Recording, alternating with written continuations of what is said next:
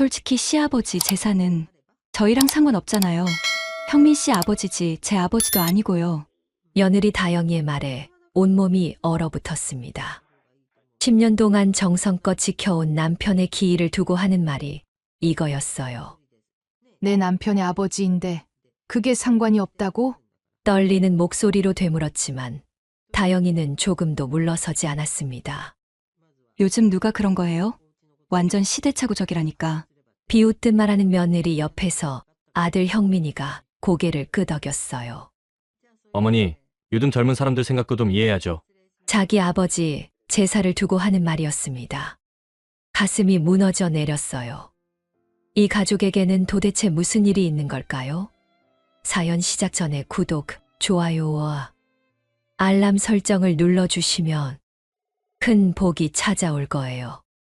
댓글로 의견을 남겨주세요. 안녕하세요. 저는 김순애라고 합니다. 올해 63이에요. 새벽 5시 알람이 울리기 전에 눈이 떠졌습니다. 몸에 밴 습관이었죠.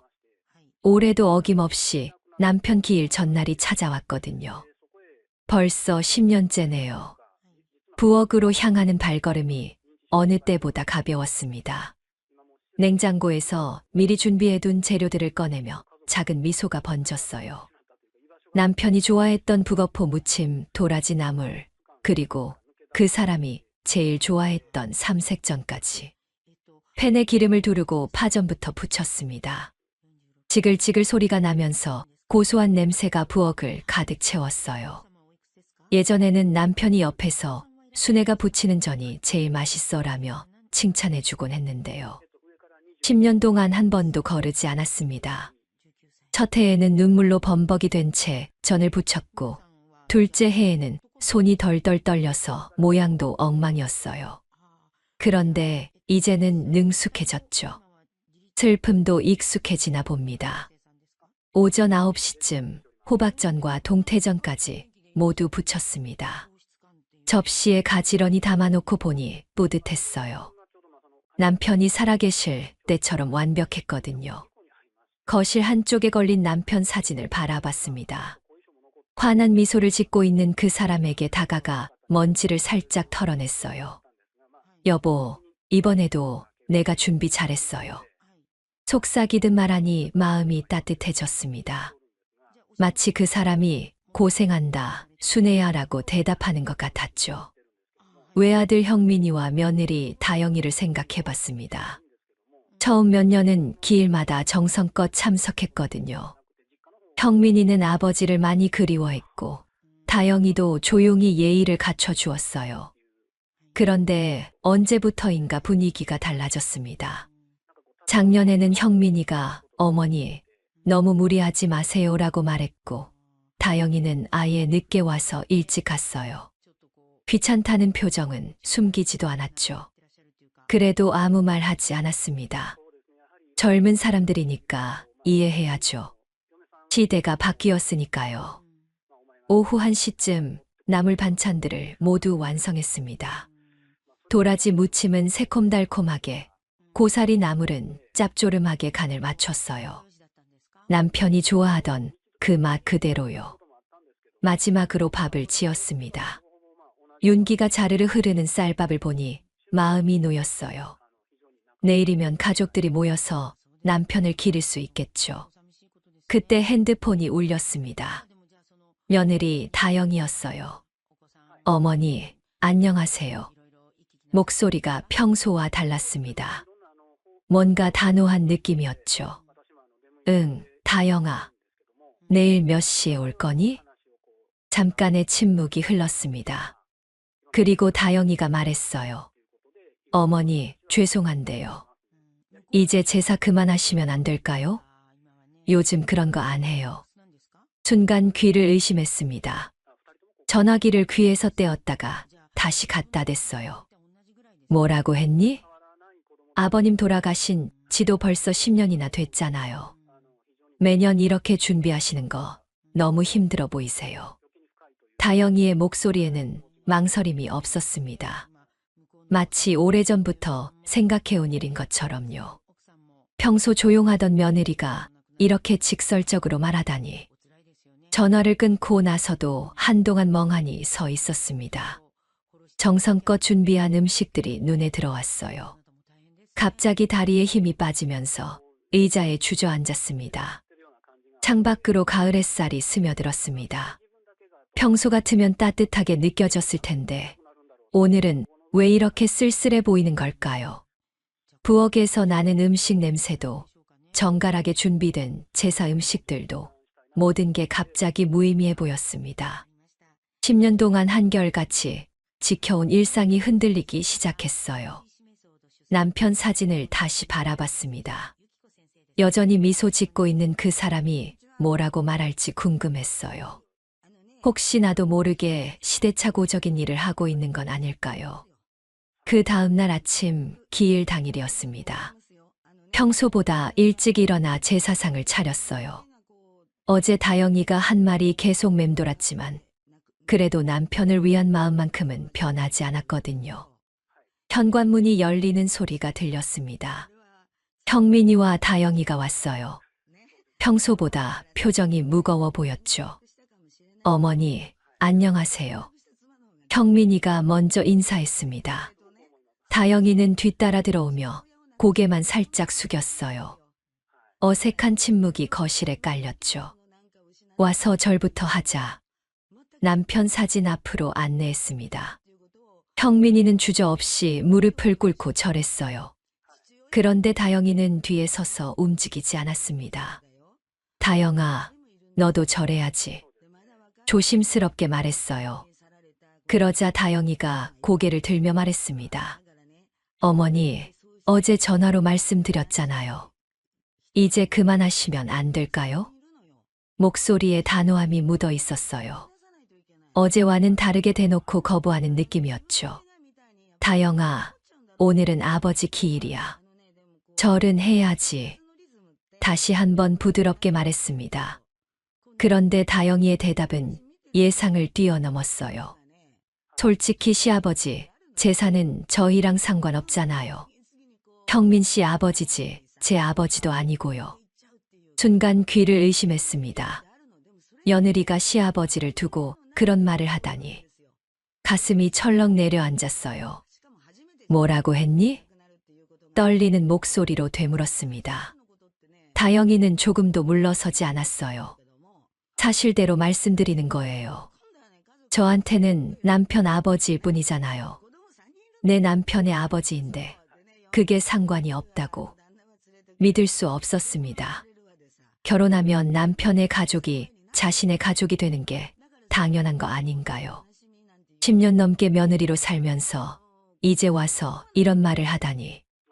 형민이가 옆에서 입을 열었습니다. 어머니, 다영이 말도 일리가 있어요. 순간 더 큰 충격이 밀려왔습니다. 아들이 며느리 편을 든다는 게 믿어지지 않았어요. 형민아, 내가 지금 뭔 소리를 하는 거니? 요즘 젊은 사람들 생각도 좀 이해해야죠. 시대가 바뀌었잖아요. 아들의 목소리는 차분했습니다. 마치 이미 결정된 일을 전달하는 것처럼요. 중재하려는 모습도 어머니를 달래려는 마음도 보이지 않았어요. 가슴이 답답해졌습니다. 며느리의 냉정한 말보다 아들의 무기력한 태도가 더 가슴을 아프게 했어요. 자기 아버지 제사를 두고 그렇게 말하다니.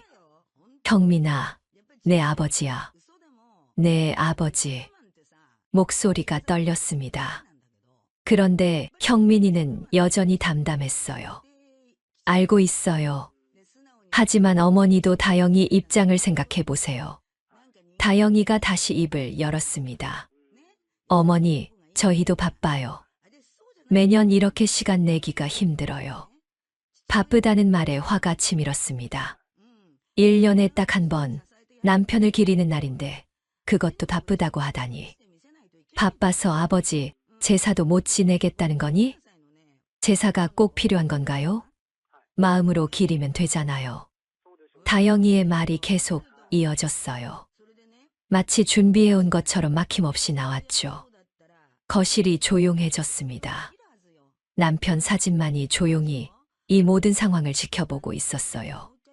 평소 따뜻하게 느껴지던 그 미소가 오늘은 왜 이렇게 쓸쓸해 보이는 걸까요? 형민아, 내 생각은 어떠니? 마지막 희망을 걸고 아들에게 물었습니다. 혹시라도 아들이 아버지 편을 들어주기를 바랐어요. 어머니, 다영이 말이 맞는 것 같아요. 이제 간소하게 하는 게 어떨까요? 아들마저 며느리 편이었습니다. 무너지는 기분이었어요. 평생 키우고 돌봐준 아들이 남의 여자 말만 듣다니. 다영이가 시계를 보며 말했습니다. 어머니, 저희 일찍 가봐야 해요. 약속이 있거든요. 기일 당일에 다른 약속이 있다고 하다니. 예전 같으면 상상도 할 수 없는 일이었어요. 그럼 절도 안 하고 가겠다는 거니? 어머니, 마음으로는 충분히 기렸어요. 다영이는 이미 가방을 메고 있었습니다. 형민이도 따라 일어났어요. 어머니, 다음에 다시 와서 뵐게요. 아들이 다영이와 함께 나갔습니다. 현관문이 닫히는 소리가 유난히 크게 들렸어요. 혼자 남은 거실에서 제사상을 바라봤습니다. 정성껏 차린 음식들, 남편이 좋아했던 과일들, 모든 게 그대로 있는데 왜 이렇게 허전한 걸까요? 남편 사진을 올려다 봤습니다. 그 온화한 미소가 오늘따라 더욱 그리웠어요. 여보, 어떻게 해야 할까요? 이게 맞는 건가요? 대답은 없었습니다. 조용한 거실에는 혼자만의 한숨 소리만 들렸어요. 이건 단순한 세대의 차이 문제가 아니었습니다. 뭔가 더 깊은 균열이 생기고 있다는 걸 직감했어요. 앞으로 어떻게 될지 막막했죠. 그날 오후 혼자서라도 제사를 제대로 지내기로 마음먹었습니다. 형민이와 다영이가 떠난 후 허전했지만 남편을 향한 마음만큼은 변하지 않았거든요. 제사상을 다시 정리했습니다. 조금 흐트러진 그릇들을 가지런히 놓고 향을 피워 올렸어요. 연기가 피어오르며 남편 사진을 감쌌죠. 여보, 혼자서라도 제대로 지낼게요. 속삭이듯 말하니 마음이 조금 편해졌습니다. 그런데 그때 현관문이 다시 열리는 소리가 들렸어요. 다영이가 혼자 들어왔습니다. 형민이는 보이지 않았어요. 표정이 어제와는 달랐죠. 뭔가 결심한 듯한 모습이었어요. 어머니, 아직도 이러고 계세요? 다영이가 제사상을 보며 말했습니다. 목소리에 짜증이 섞여 있었어요. 응, 다영아. 형민이는 어디 갔니? 형민 씨는 회사에 급한 일이 생겨서 갔어요. 거짓말 같았습니다. 기일 당일에 그렇게 급한 일이 있을 리 없거든요. 아마 다영이가 혼자 오라고 했을 거예요. 다영이가 제사상에 다가왔습니다. 그러더니 과일 그릇을 들어 올렸어요. 어머니, 제사는 이제 끝내요. 시간과 돈 낭비예요. 순간 깜짝 놀랐습니다. 제사상에서 제수를 치우다니 이런 일이 있을 수 있나요? 다영아, 뭐 하는 거니? 다영이는 멈추지 않았습니다. 나물 그릇까지 들어 올리며 말했어요. 매년 이렇게 돈 얼마나 들어가는지 아세요? 이 돈으로 차라리 다른 의미 있는 일 하는 게 낫잖아요. 믿을 수 없었습니다. 남의 집 제사상에서 제수를 치우다니. 아무리 며느리라고 해도 이건 아니었어요. 순간 화가 치밀어 올랐습니다. 그 그릇을 붙잡으며 말했어요. 놔, 다영아. 이건 내가 할 일이 아니야. 다영이도 그릇을 놓지 않았습니다. 둘이서 한 그릇을 잡고 있는 모습이 우스꽝스럽기까지 했어요. 어머니, 정말 그만해요. 이제 2024년이에요. 너무 번거로우면 너희는 안 와도 돼. 목소리가 떨렸습니다. 참고 있던 감정이 터져 나왔어요. 난 내 시아버지한테 내 마음을 지내는 거니까. 그 한마디에 다영이가 말문이 막혔습니다. 그릇에서 손을 뗐어요. 잠깐 당황한 표정을 보였죠. 거실이 조용해졌습니다. 향 냄새만이 은은하게 퍼져나갔어요. 다영이가 입술을 꾹 다물고 있었죠. 어머니 마음대로 하세요. 다영이가 뒤돌아서며 말했습니다. 목소리가 차갑게 식어 있었어요. 그럼 다음부턴 진짜 안 갈게요. 현관으로 향하는 다영이의 뒷모습이 단호했습니다. 한 번도 뒤돌아보지 않았어요. 다영아, 잠깐만. 불러봤지만 대답이 없었습니다. 현관문이 쾅 닫히는 소리가 거실에 울렸어요. 혼자 남은 제사상 앞에서 멍하니 서 있었습니다. 손에 들린 그릇이 미묘하게 떨리고 있었어요. 아까 다영이와 잡아당겼던 그릇이었죠. 천천히 그릇을 제자리에 놓았습니다. 그런데 손이 계속 떨렸어요. 화가 나서 떨리는 건지 서러워서 떨리는 건지 알 수 없었죠. 남편 사진을 바라봤습니다. 평소와 같은 온화한 미소였지만 오늘은 뭔가 다르게 보였어요. 마치 괜찮다, 순애야라고 위로하는 것 같았죠. 여보, 내가 잘못한 걸까요? 대답은 없었습니다. 조용한 거실에는 향 타는 소리만 들렸어요. 다영이의 마지막 말이 계속 맴돌았습니다. 다음부턴 진짜 안 갈게요. 정말 안 올 건가요? 형민이도 따라서 안 올까요? 갑자기 무서워졌습니다. 앞으로 혼자서 제사를 지내야 하는 건 아닐까요? 아니, 그보다 더 무서운 건 가족이 뿔뿔이 흩어지는 것이었어요. 의자에 주저앉으며 깊은 한숨을 내쉬었습니다. 분노가 체념으로 바뀌어 가고 있었어요. 싸워서 이길 수 있는 일이 아니라는 걸 알겠더라고요. 제사상의 음식들을 바라봤습니다. 새벽부터 정성껏 준비한 것들이었는데 이제 혼자서 다 치워야 했어요. 갑자기 모든 게 무의미해 보였죠. 창밖이 어두워지기 시작했습니다. 기일이 저물어 가고 있었어요. 매년 가족들과 함께 마무리했던 시간이 올해는 혼자였죠. 이건 단순한 갈등이 아니었습니다. 뭔가 큰 균열이 생겼다는 걸 느낄 수 있었어요. 앞으로 어떻게 될지, 정말 가족이 이대로 멀어질지 막막했죠. 남편 사진 앞에서 마지막 절을 올렸습니다. 혼자서라도 끝까지 해야겠다는 생각이 들었어요. 적어도 남편에게만은 변함없는 마음을 보여드리고 싶었거든요. 기일이 지나고 일주일 후였습니다. 마트에서 장을 보고 돌아오는 길이었어요. 아파트 엘리베이터 앞에서 익숙한 목소리가 들렸죠. 다영이가 누군가와 통화하고 있었습니다. 뒤에서 들리는 목소리라 처음에는 몰랐어요. 그런데 점점 가까워지면서 내용이 들렸죠. 우리 시어머니는 진짜 옛날 사람이야. 다영이의 목소리였습니다. 전화 너머 상대방이 뭐라고 하는지는 들리지 않았지만 다영이의 대답은 선명했어요. 아직도 제사 타령이야. 매년 새벽부터 음식 해놓고 절하라고 하고.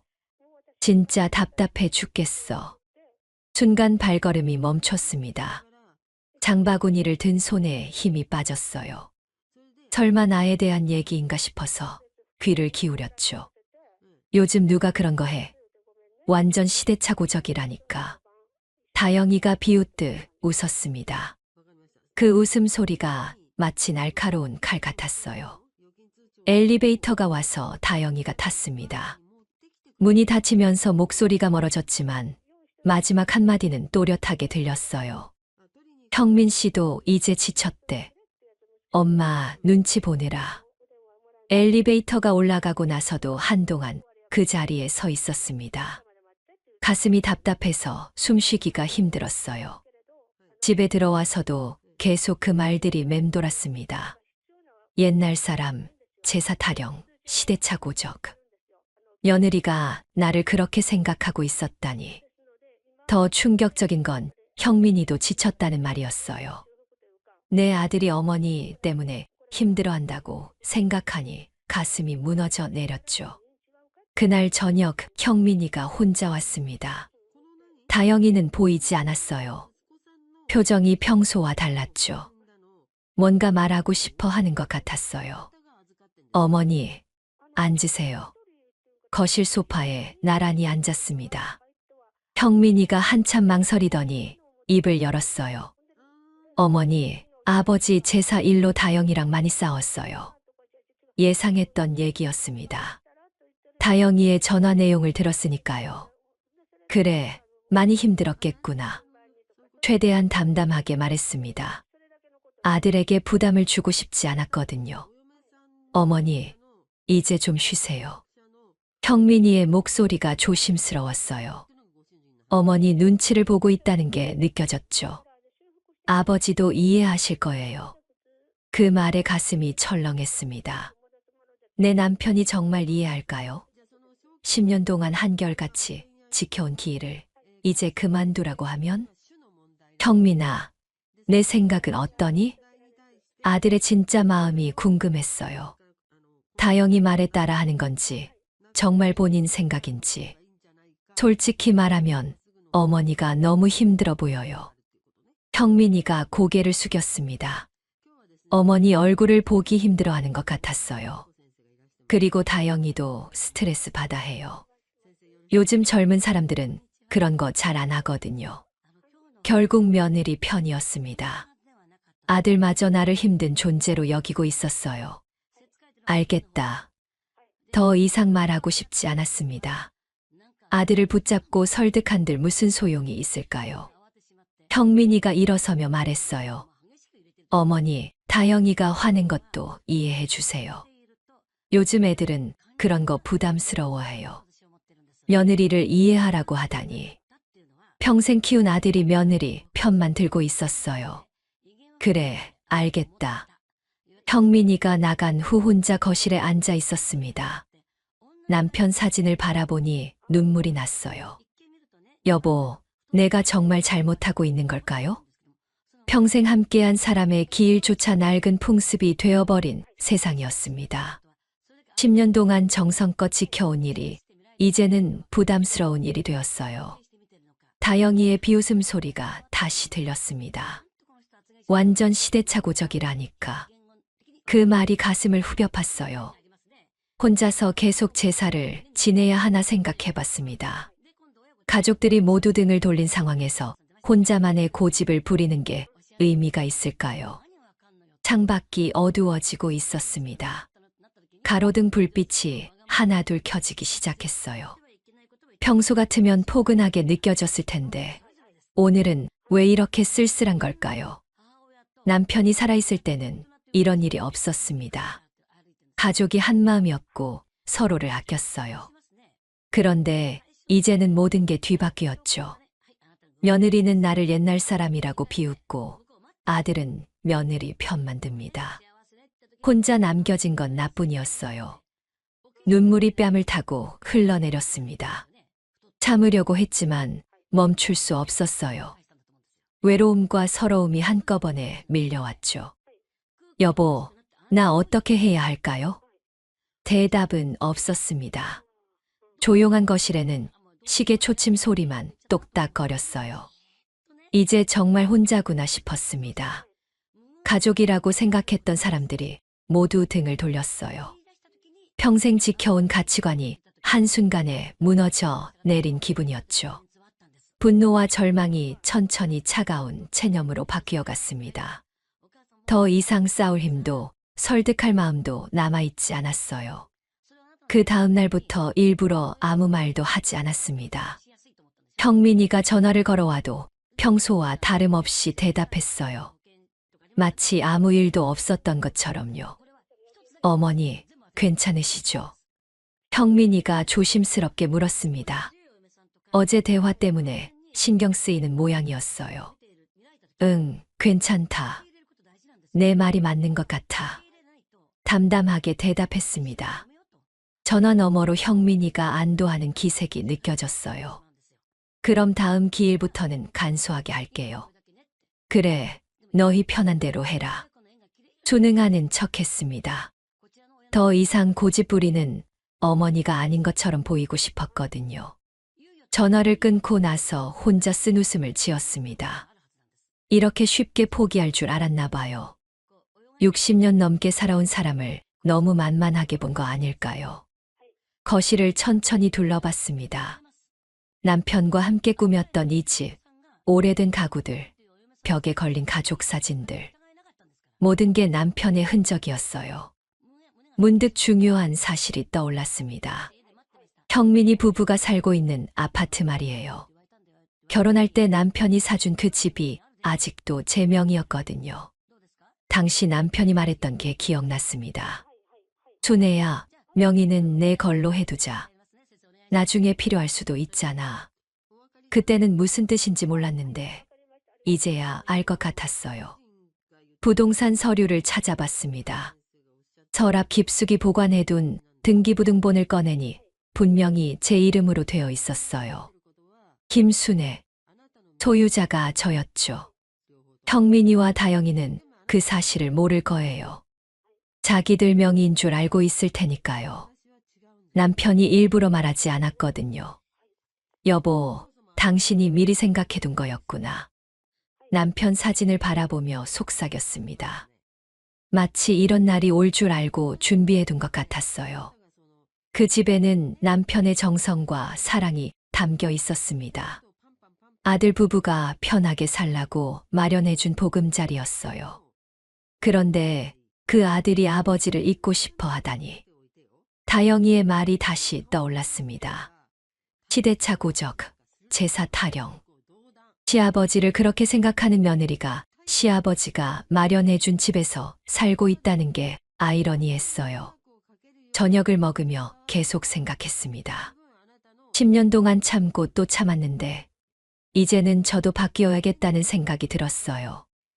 며느리는 저를 옛날 사람이라고 비웃었지만 옛날 사람도 할 일은 할 줄 안다는 걸 보여줘야겠어요. 더 이상 당하고만 있을 수는 없었거든요. 밤늦게 등기부등본을 다시 펼쳐봤습니다. 김순애라는 이름이 선명했어요. 법적으로 그 집의 주인은 저였죠. 남편이 아들을 위해 마련해준 집이지만 그 아들이 아버지를 부정한다면 얘기가 달라집니다. 시아버지를 지우고 싶어 한다면 시아버지가 남긴 것도 지워야겠죠. 창밖으로 밤하늘이 보였습니다. 별들이 조용히 반짝이고 있었어요. 평소보다 마음이 차분했죠. 분노가 가라앉으면서 오히려 냉정해졌어요. 더 이상 슬퍼하거나 화내지 않기로 했습니다. 대신 현실적으로 생각해보기로 했어요. 남편이 남긴 것들을 어떻게 지킬지 아니면 어떻게 정리할지. 남편 사진을 마지막으로 한번 봤습니다. 온화한 미소를 짓고 있는 그 사람이 뭐라고 말할지 궁금했어요. 여보, 이제 나도 결심했어요. 조용히 속삭이고 방으로 들어갔습니다. 오랜만에 깊이 잠들 수 있을 것 같았어요. 마음의 결정이 서니까 오히려 편안해졌거든요. 그렇게 시아버지를 지우고 싶다면 그가 남긴 것도 지워야겠죠. 일주일 후 부동산 중개소를 찾았습니다. 형민이 부부가 살고 있는 아파트를 매물로 내놓기 위해서였어요. 어머니, 정말 파신 거예요? 중개업소 사장이 조심스럽게 물었습니다. 동네에서 오래 살다 보니 서로 알고 있는 사이였거든요. 네, 팔 거예요. 단호하게 대답했습니다. 더 이상 망설이지 않기로 했어요. 시세보다 조금 낮춰서 빨리 처분하고 싶어요. 중개업소 사장이 놀란 표정을 지었습니다. 보통은 높은 가격에 팔려고 하는데 빨리 처분하겠다니 의외였나 봐요. 급하게 돈이 필요하신가요? 아니에요. 그냥 정리하고 싶어서요. 더 이상 자세한 설명은 하지 않았습니다. 어차피 남의 일이니까 궁금해할 필요도 없었죠. 등기부등본을 건네주며 설명했어요. 소유자가 김순애라는 걸 확인하고 나서야 중개업소 사장이 고개를 끄덕였죠. 그럼 빠른 시일 내에 매수자를 찾아보겠습니다. 며칠 뒤 연락이 왔습니다. 투자 목적으로 사겠다는 분이 나타났다고 하더라고요. 시세보다 조금 낮은 가격이지만 현금으로 즉시 거래하겠다고 했어요. 좋습니다. 진행하세요. 망설이지 않고 결정했습니다. 빨리 정리하는 게 목적이었거든요. 계약서에 도장을 찍을 때 묘한 기분이 들었어요. 남편이 아들을 위해 마련해준 집을 제 손으로 처분하는 거니까요. 하지만 후회는 없었어요. 일주일 만에 모든 절차가 완료됐습니다. 새 주인에게 소유권이 넘어갔고 제 통장에는 목돈이 들어왔어요. 그 돈의 절반은 복지재단에 기부했습니다. 고 김철수 추모 기금이라는 명목으로요. 남편 이름으로 어려운 사람들을 돕는 게 의미 있을 거라고 생각했거든요. 나머지 절반은 제 노후 자금으로 정기예금에 넣었어요. 앞으로 남은 인생을 제대로 살기 위해서였죠. 은행에서 나오는 길에 마음이 한결 가벼워졌습니다. 오랫동안 짊어지고 있던 짐을 내려놓은 기분이었어요. 그런데 사흘 후 다영이에게서 전화가 왔습니다. 목소리가 평소와 달랐어요. 흥분한 상태였죠. 어머니, 지금 뭔 일이에요? 무슨 소리인지 모르겠다는 듯 대답했어요. 뭔 일이냐니, 집 말이에요. 집. 다영이의 목소리가 점점 커졌습니다. 이미 소문이 났나 봐요. 아, 그 집 말이니? 팔았어. 담담하게 말했습니다. 마치 당연한 일인 것처럼요. 이건 저희 집이에요. 다영이가 소리쳤습니다. 전화기를 귀에서 떼야 할 정도였어요. 너희 집 등기부등본 확인해봤니? 조용히 되물었습니다. 다영이가 잠깐 말문이 막혔어요. 그래도 저희가 살고 있는 집인데 어떻게 말도 없이 내 집을 내 마음대로 처분하는데 왜 말해야 하니? 차분하게 말했습니다.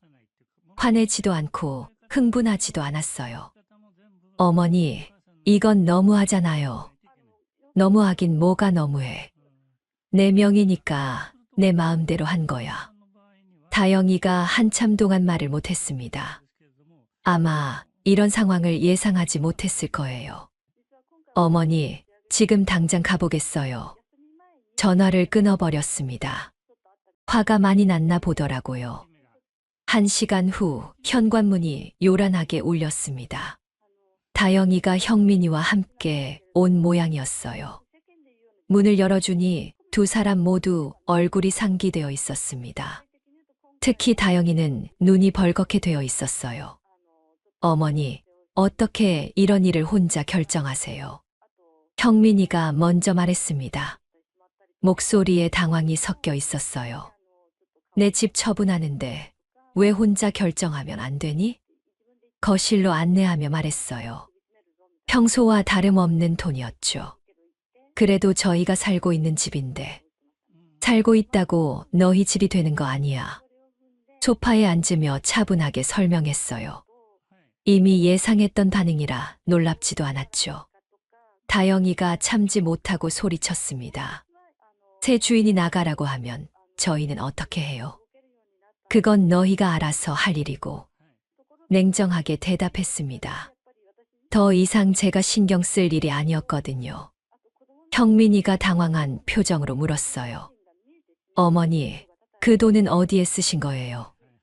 절반은 너희 아버지 이름으로 기부했고 절반은 내 노후 자금으로 저축했어. 두 사람의 표정이 더욱 굳어졌습니다. 돈을 기대했는데 이미 다 처리된 상황이었으니까요. 어머니, 이건 너무 심하잖아요. 다영이가 울먹거리며 말했습니다. 하지만 더 이상 마음이 흔들리지 않았어요. 심하긴 뭐가 심해.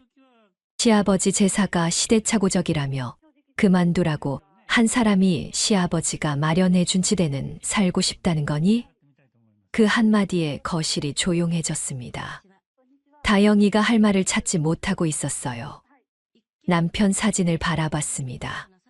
오늘따라 그 미소가 더욱 의미 있게 보였어요. 마치 잘했다, 순애야라고 말하는 것 같았죠. 거실에서 마주 앉은 세 사람의 분위기가 무거웠습니다. 다영이는 계속 흥분 상태였고 형민이는 어쩔 줄 몰라 하고 있었어요. 어머니, 이건 너무하세요. 다영이가 다시 소리쳤습니다. 목소리에 분노와 당황이 뒤섞여 있었어요. 어떻게 말도 없이 집을 팔 수가 있어요? 저희가 살고 있는데. 말 안 했다고 제사 그만하자고 했을 때 말했어야지. 차분하게 대답했습니다. 더 이상 감정적으로 대응하지 않기로 했거든요. 그게 집이랑 무슨 상관이에요? 다영이가 이해하지 못하겠다는 표정을 지었어요. 정말 모르는 건지 아니면 모른 척하는 건지. 상관없다고. 그럼 내가 설명해 줄게. 남편 사진을 가리키며 말했어요. 니네가 시아버지 제사를 안 지내겠단 건 그분을 가족으로 인정 안 하겠단 거지. 다영이가 입을 다물었습니다. 뭐라고 대답해야 할지 모르는 것 같았어요. 좋아. 내가 원한 대로 제사는 없애줄게. 순간 다영이의 얼굴에 안도의 빛이 스쳤습니다. 원하던 답을 들었다고 생각한 모양이었어요. 대신 시아버지가 살아계실 때 해주신 건 이제 회수야. 그 말에 다영이의 표정이 급변했습니다. 예상하지 못한 말이었거든요. 그게 무슨 말이에요? 시아버지가 너희 결혼할 때 사준 집 말이야. 그것도 시아버지의 은혜 아니니? 다영이가 형민이를 바라봤습니다. 도움을 요청하는 눈빛이었어요. 어머니, 그건 저희 결혼 선물이었어요. 다영이가 울먹거리며 말했습니다. 하지만 더 이상 마음이 움직이지 않았어요. 그건 시아버지를 시아버지로 인정할 때 얘기고, 천천히 말했습니다. 한 글자 한 글자 또렷하게요. 시아버지 제사도 없애겠다는 아들, 며느리한테 줄 순 없지. 형민이가 끼어들었습니다. 어머니, 그래도 너무 갑작스럽잖아요. 갑작스럽긴 뭐가 갑작스러워. 니네가 먼저 갑작스럽게 제사 그만하자고 했잖아. 아들을 바라보며 서운함을 드러냈어요. 10년 동안 함께 지내온 제사를 갑자기 그만하자고 한 건 누구였나요? 다영이가 소파에서 일어나며 소리쳤습니다. 이건 말도 안 돼요. 법적으로 문제가 될 거예요. 법적으로. 내 명의로 된 집을 내가 처분했는데 뭐가 문제야? 서랍에서 매매 계약서를 꺼내 보여줬습니다. 김순애라는 이름이 선명하게 적혀 있었어요. 이게 증거야. 법적으로 아무 문제 없어. 다영이와 형민이가 계약서를 바라보며 말문이 막혔습니다. 이제야 현실을 받아들이는 것 같았어요. 앞으로 제사는 나 혼자 조용히 지낼 테니까. 일어서며 단호하게 말했습니다. 너희는 발도 들이지 말거라. 다영이가 주저앉으며 울기 시작했습니다. 형민이는 멍하니 서서 어머니를 바라보고 있었어요. 어머니, 정말 이래야 하는 거예요. 형민이가 마지막으로 물었습니다. 목소리에 간절함이 묻어 있었어요. 이래야 하는 거냐고. 그건 너희에게 물어봐야 할 말 아니니? 현관문을 열어주며 말했어요. 시아버지를 무시하면서 시아버지의 은혜는 받고 싶다는 게 말이 되니? 두 사람이 터벅터벅 현관으로 나갔습니다. 다영이는 계속 흐느끼고 있었고 형민이는 고개를 숙인 채였어요. 앞으로는 연락하지 마라. 제사 없는 가족이라면 만날 이유도 없잖아. 현관문을 닫기 전에 마지막으로 말했습니다. 문이 닫히는 소리가 유난히 크게 들렸어요. 혼자 남은 거실에서 남편 사진을 바라봤습니다. 그 온화한 미소가 오늘따라 더욱 따뜻해 보였어요. 여보, 이제 됐죠. 조용히 속삭였습니다. 마치 남편이 잘했다, 순애야라고 대답하는 것 같았어요. 창밖으로 해가 저물고 있었습니다. 평소보다 마음이 가벼웠어요. 오랫동안 짊어지고 있던 무거운 짐을 내려놓은 기분이었죠. 이제부터는 정말 혼자서 제사를 지낼 거예요. 아무도 간섭하지 않는 오직 남편과 나만의 시간으로요. 그게 더 순수하고 의미 있을 것 같았어요. 소파에 앉아 차를 마시며 생각했습니다. 가족이라는 이름으로 참아왔던 시간들, 이제는 끝났어요. 앞으로는 제 마음대로 살 수 있을 거예요. 그날 이후 정말 조용히 남편의 제사를 지낼 다짐을 했습니다. 세상에서 가장 소중한 사람을 기리는 시간, 그 누구의 방해도 받지 않고 온전히 제 것으로 만들 거예요. 집을 판 후 첫 번째 일은 남편 이름으로 장학기금을 만드는 것이었습니다. 복지재단에 방문해서 절차를 밟았어요. 돌아가신 김철수 추모 장학기금으로 하고 싶어요. 재단 직원이 서류를 정리하며 말했습니다. 좋은 뜻이시네요. 어떤 학생들을 도우시건가요? 가정 형편이 어려운 학생들이요. 남편이 그런 아이들을 안쓰러워했거든요. 서류에 도장을 찍으며 마음이 뿌듯했어요.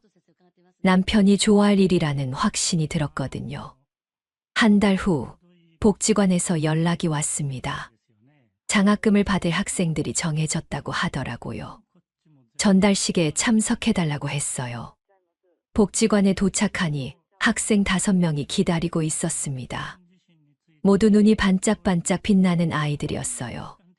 할머니, 감사합니다.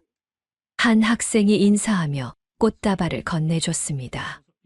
그 순간 눈물이 날 것 같았어요. 남편 덕에 내가 이만큼 살았죠. 직원에게 속삭이며 미소 지었습니다. 이런 기쁨이 있다는 걸 처음 알았어요. 그런데 한편으로는 형민이와 다영이가 어떻게 지내는지 궁금했습니다. 집을 잃고 많이 힘들어할 텐데요. 소문을 들어보니 전세방으로 이사했다고 하더라고요. 아파트에서 작은 빌라로 옮겼다는 얘기였어요. 많이 초라해졌을 거예요. 그로부터 2달이 지났습니다. 어느 날 오후 현관벨이 울렸어요. 나가보니 다영이가 서 있었습니다. 눈이 많이 부어 있었어요. 평소의 당당한 모습은 온데간데 없었죠. 어머니, 다영이가 울먹거리며 말했습니다. 어머니, 저희가 너무 경솔했어요. 거실로 안내했지만 말없이 서 있었어요. 뭐라고 말해야 할지 모르겠다는 표정이었죠. 앉아라. 소파를 가리키며 말했습니다. 다영이가 조심스럽게 앉았어요. 어머니, 죄송해요. 정말 잘못 생각했어요. 고개를 숙이며 말하는 모습이 예전과 많이 달랐습니다. 그 당당하던 며느리가 이렇게 변했다니요. 지금 후회해도 늦었어. 담담하게 말했습니다. 화내지도 않고 위로하지도 않았어요. 내가 너희한테 이미 마음이 떠났구나. 다영이가 고개를 들어 저를 바라봤습니다. 놀란 표정이었어요. 제사가 중요한 게 아니라 시부모를 대하는 마음이 중요한 거야. 천천히 설명했습니다. 이제야 말할 수 있는 진심이었어요. 그 마음에 실망했다. 당분간은 각자 살자. 다영이가 말없이 고개를 끄덕였습니다. 더 이상 변명하지 않았어요. 그 후로도 가끔 연락이 왔지만 만나지는 않았습니다. 시간이 필요했거든요. 서로에게요. 계절이 바뀌고 다시 남편 기일이 다가왔습니다. 올해는 정말 혼자서 준비했어요. 아무도 방해하는 사람 없이요. 새벽부터 일어나 전을 부쳤습니다. 남편이 좋아했던 음식들을 하나하나 정성껏 만들었어요. 혼자 하니까 오히려 마음이 편했죠. 오후 2시쯤 제사상을 다 차렸습니다. 남편 사진 앞에서 조용히 저를 올렸어요. 여보, 올해는 정말 우리만의 시간이네요. 그때 현관벨이 울렸습니다. 누군가 싶어 나가보니 형민이와 다영이가 서 있었어요. 두 사람 모두 조용한 표정이었습니다. 말없이 고개만 숙였죠. 들어와. 문을 열어주며 말했습니다. 거절할 마음은 없었어요. 거실로 들어온 두 사람이 제사상을 봤습니다.